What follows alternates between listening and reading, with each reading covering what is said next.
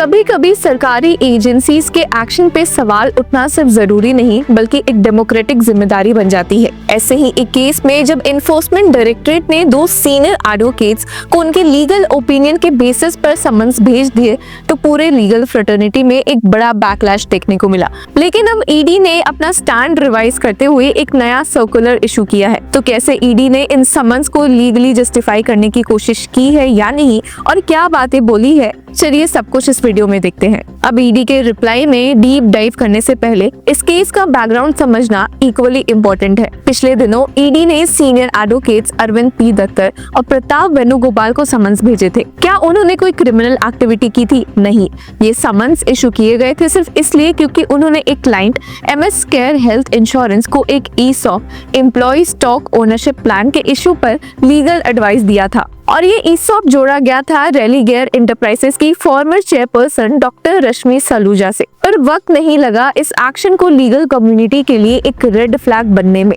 बार councils और बार associations ने इस एक्शन को open attack on professional independence of lawyers बताया है। कुछ लीगल बॉडीज ने तो सुप्रीम कोर्ट से सू मोटो कॉग्निजेंस लेने तक की डिमांड कर दी है और इवन लेटर्स भी लिखे गए हैं CJI DR गवाई को, क्योंकि ये सिर्फ 2 लॉयर्स की बात नहीं थी, ये पूरे लॉयर क्लाइंट इकोसिस्टम पर एक चिलिंग इफेक्ट डाल सकता था। इसी के बीच में बार एसोसिएशन ऑफ इंडिया ने भी एक स्टेटमेंट रिलीज किया है इन दोनों सीनियर एडवोकेट्स को समन्स भेजने के खिलाफ। बार एसोसिएशन ऑफ इंडिया, जिसके x official chairman attorney general R Venkataramani है, उस एसोसिएशन ने साफ शब्दों में कहा कि ईडी के एक्शंस ओवररीच है और अनएक्सेप्टेबल भी। The statement stated The actions of the ED represent a direct and unacceptable infringement on the independence of the legal profession that undermines the very sanctity and role of the legal profession in supporting the rule of law and aiding the justice system. सिर्फ यही नहीं, उन्होंने कहा भी कि the issuance of summons is also an egregious example of overreach by the agency and is an attempt to undermine attorney-client privilege protected under the provisions of भारतीय साक्ष्य अधिनियम। पर इतनी बैकलैश के तुरंत बाद ईडी ने एक सर्कुलर जारी किया और ये एक ऐसे वक्त में भी आया है जब एडवोकेट क्लाइंट प्रिविलेज, जो कि हर सिविलाइज्ड लीगल सिस्टम का कॉर्नरस्टोन होता है, डायरेक्टली थ्रेटन होता नजर आया। ईडी के इस नए डिसीजन से एक इम्पोर्टेंट सिग्नल जाता है कि अगर सिस्टम में गलती होती है तो उसे ठीक भी किया जा सकता है अगर प्रेशर हो तो। अब सर्कुलर के बारे में ईडी ने अपने ऑफिशियल ट्विटर हैंडल पर लिखा कि ED has issued a circular for the guidance of the field formations that no summons shall be issued to any advocate in violation of section 132 of the Bharatiya Sakshya अधिनियम 2023.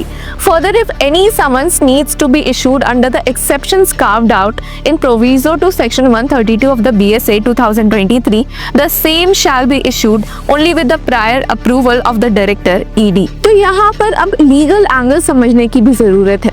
ED के नए circular का reference है section 132 of the Bharatiya Sakshya अधिनियम 2023 से।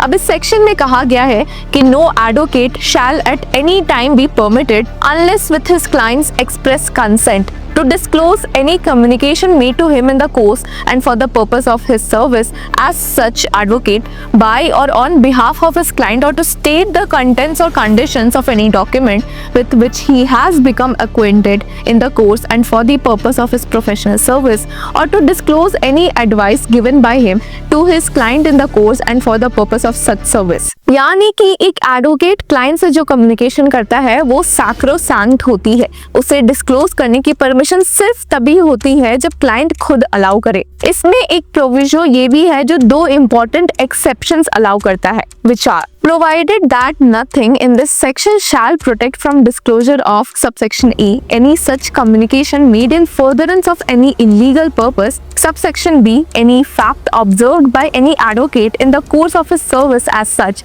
showing that any crime or fraud has been committed since the commencement of his service। अब ED का argument ये हो सकता है कि इन्हीं एक्सेप्शंस के तहत उन्होंने एक्शन लिया, लेकिन सवाल ये है कि क्या ये जेन्युइनली वो केसेस थे? जब लीगल कम्युनिटी का कंसेंसस कह रहा हो कि ये एक्शन ओवररीच था तो शायद जवाब भी वही होगा। बार बॉडीज का कंसर्न ये था कि अगर लीगल एडवाइस देना भी एक दिन समन होने का बेस बन जाए तो फिर लीगल इंडिपेंडेंस और फियरलेस लीगल ओपिनियन का फ्यूचर क्या होगा? क्या कोई एडवोकेट फिर खुलकर अपने क्लाइंट को एडवाइस कर पाएगा? क्या क्लाइंट्स फिर अपने एडवोकेट्स पे ट्रस्ट कर पाएंगे? इसलिए ईडी के सर्कुलर का टाइमिंग भी इम्पोर्टेंट है और टोन भी, क्योंकि ये एक करेक्टिव स्टेप है जो पब्लिक ट्रस्ट को रीइंफोर्स करता है। लेकिन सिर्फ सर्कुलर इशू कर देना काफी नहीं होता, इम्प्लीमेंटेशन और अकाउंटेबिलिटी इक्वली क्रिटिकल है। तो ये बात तो साफ है कि सर्कुलर क्लियरली कहता है कि no summons shall be issued to any advocate in violation of section 132 of the Bharatiya Sakshya अधिनियम 2023, और अगर किसी एक्सेप्शन में समन देना हो तो the same shall be issued only with the prior approval of the director ED. ये एक पॉजिटिव डेवलपमेंट है क्योंकि अब फील्ड लेवल डिस्क्रेशन को डायरेक्टली लिमिट कर दिया गया है। सेंट्रलाइज्ड परमिशन का मतलब है कि हर केस डायरेक्टर के रेडार पर आएगा और किसी भी आर्बिट्रेरी एक्शन का स्कोप कम होगा। लेकिन इसका एक और डायमेंशन है पब्लिक परसेप्शन। जब ईडी जैसे पावरफुल इंस्टीट्यूशंस का मिसयूज का डर हो तो सर्कुलर से ज्यादा जरूरत होती है ट्रांसपेरेंसी और रेगुलर ऑडिट्स की, क्योंकि ऐसे एजेंसीज पर लोगों का भरोसा तभी बनेगा जब उनका पावर अकाउंटेबल बनेगा। इस पूरे एपिसोड ने एक और इम्पोर्टेंट क्वेश्चन रेज किया है, क्या हमारी एजेंसीज लॉयल क्लाइंट प्रिविलेज जैसे कोर लीगल प्रिंसिपल्स का रिस्पेक्ट करती है या फिर कन्वीनियंस के नाम पर उन्हें अंडरमाइन कर दिया जाता है। लॉयल क्लाइंट प्रिविलेज कोई लग्जरी नहीं है, ये जस्टिस डिलीवरी सिस्टम का एक फंडामेंटल पिलर है। अगर ये वीकेंड हो गया तो उसका इम्पैक्ट पूरे लीगल प्रोफेशन पे पड़ेगा। इस मैटर ने जुडिशरी और एग्जीक्यूटिव के बीच भी एक इंस्टीट्यूशनल टेंशन रिफ्लेक्ट किया है।